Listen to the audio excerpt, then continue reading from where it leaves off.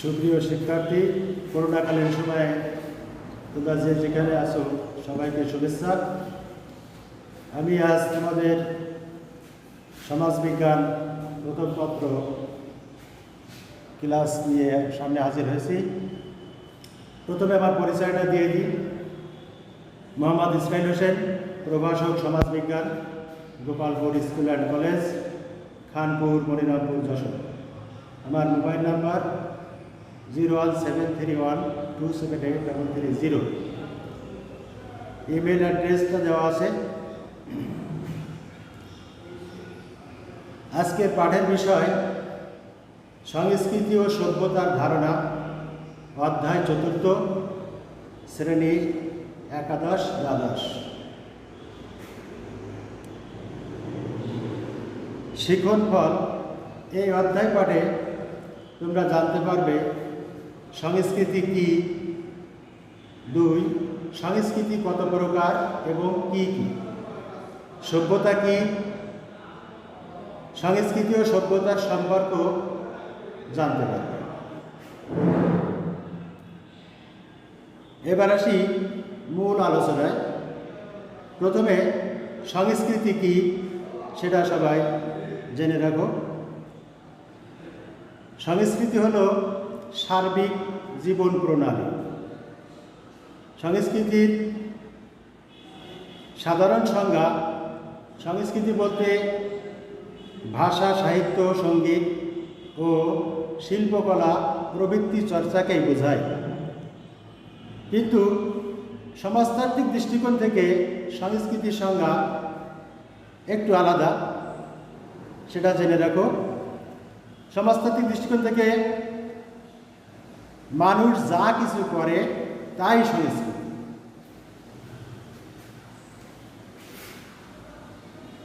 প্রামাণ্য সংজ্ঞা R.M. ম্যাকহাইবার তিনি সংস্কৃতির সংজ্ঞা দিতে গিয়ে বলেন, hour culture is what we are, অর্থাৎ আমরা যা তাই আমাদের সংস্কৃতি।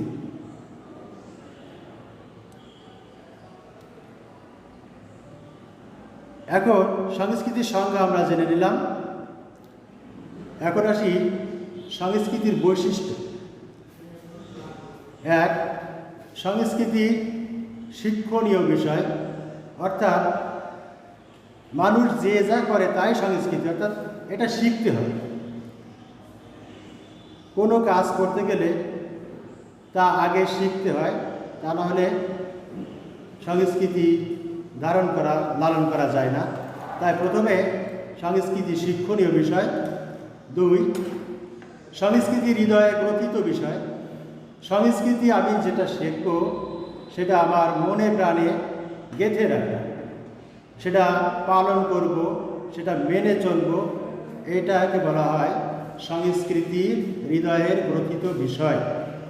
3 সংস্কৃতি সামাজিক। আমরা জানি সমাজের সকল নিয়ম কানুন হচ্ছে সংস্কৃতি, অর্থাৎ মানুষের জীবন প্রণালী সংস্কৃতি, তাই বলা হয় সংস্কৃতি সামাজিক।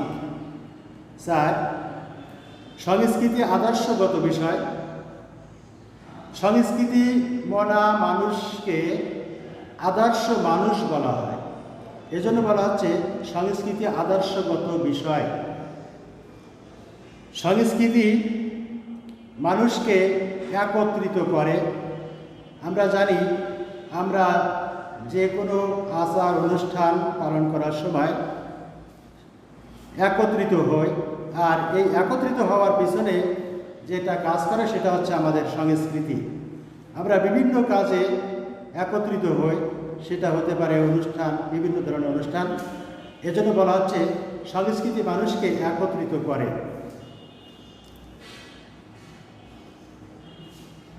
এবার আসি সংস্কৃতির কত প্রকার সেটা জেনে নেওয়া যাক। সংস্কৃতি উপাদানের ভিত্তিতে 2 ভাগে ভাগ করা হয় বা 2 প্রকার।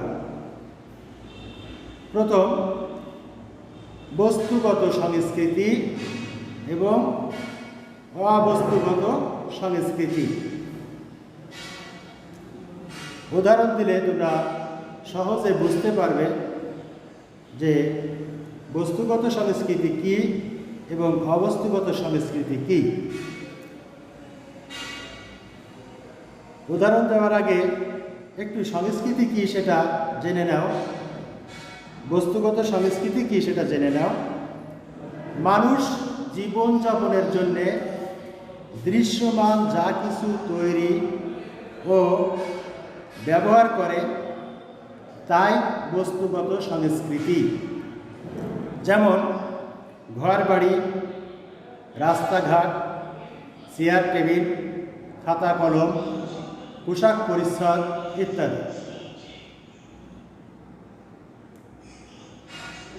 ঘরবাড়ি যেমন মানুষ তৈরি করে ব্যবহার করে, রাস্তাঘাটও তৈরি করে ব্যবহার করে, চেয়ার টেবিল তৈরি করে ব্যবহার করে, তাই বলা হচ্ছে মানুষের জীবনযাপনের জন্যে দৃশ্যমান সব কিছু যা কিছু তৈরি ও ব্যবহার করে তাই বস্তুগত সংস্কৃতি।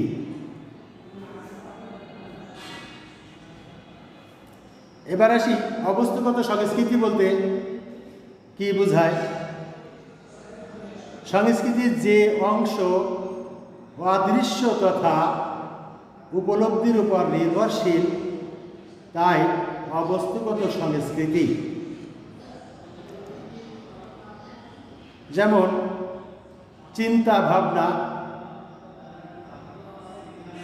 শিল্প সাহিত্য, দর্শন, ধর্ম, রাজনীতি, আদর্শ, জ্ঞান, মূল্যবোধ, নীতিবোধ প্রভৃতি। আমরা জানি মানুষ যা ভাবে, যা চিন্তা করে সেটা দেখা যায় না, অদৃশ্য। মানুষের শিল্প সাহিত্য মনের ভিতরেই থাকে, বইতে প্রকাশ পায়। কবির কল্পনা যখন বইতে প্রকাশ পায় সেটা একটি বই, বইটা হচ্ছে বস্তুগত, কিন্তু যে কবির কল্পনা প্রকাশ পাচ্ছে এই কল্পনাটা, ভাবনাটা, এটা হচ্ছে শিল্প সাহিত্য, আর এটা হচ্ছে অবস্তুগত সংস্কৃতি।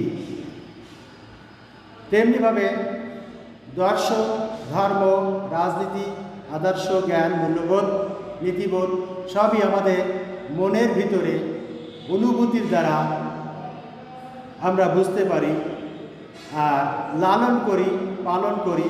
এজন্য এই সমস্ত বিষয়গুলোকে বলা হয় অবস্তুগত সংস্কৃতি। সংস্কৃতি এবং সভ্যতা বাইরে থেকে দুই রকম দেখা গেলেও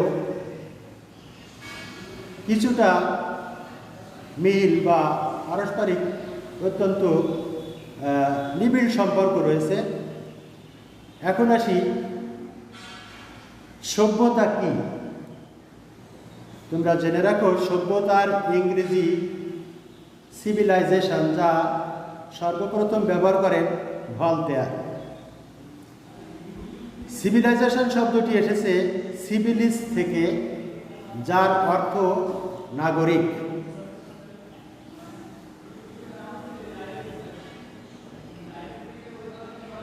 ম্যাকাইভার বলেন, আমরা যা ব্যবহার করি তাই আমাদের সভ্যতা। Our civilization is what we use. অর্থাৎ মানুষ হিসাবে আমরা যা ব্যবহার করি সেটা আছে সভ্যতা। মানুষ নগর জীবন থেকে শুরু করে, নাগরিক জীবন থেকে শুরু করে সভ্যতার উন্মেষ, অর্থাৎ নগর জীবনের শুরু, সভ্যতার শুরু। সংস্কৃতি ও সভ্যতার সম্পর্ক। এক, সভ্যতা হলো নগর কেন্দ্রিক প্রপঞ্চ বা বিষয়। যেহেতু সিভিলিস অর্থ হচ্ছে নাগরিক, আর এই নাগরিকরা থাকে নগরে, শহরে, তাই বলা আছে সভ্যতা আছে নগর কেন্দ্রিক বিষয় বা প্রপঞ্চ। 2, সংস্কৃতির নির্দিষ্ট সময়ের গড় সাফল্য হচ্ছে সভ্যতা। অর্থাৎ একটা নির্দিষ্ট সময় সারা দেশে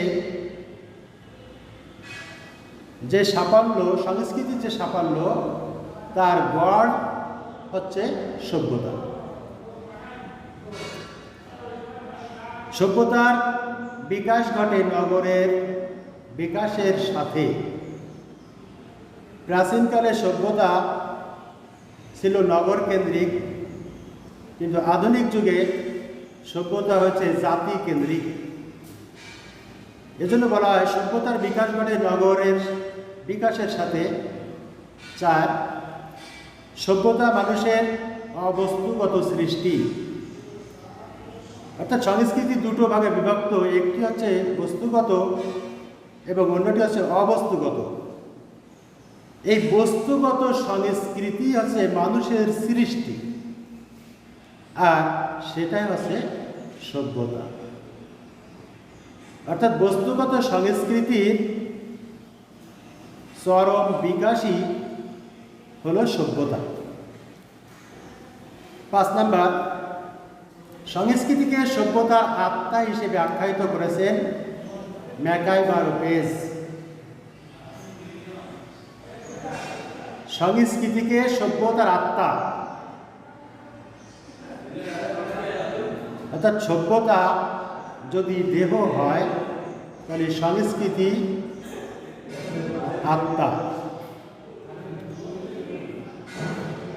প্রিয় শিক্ষার্থী,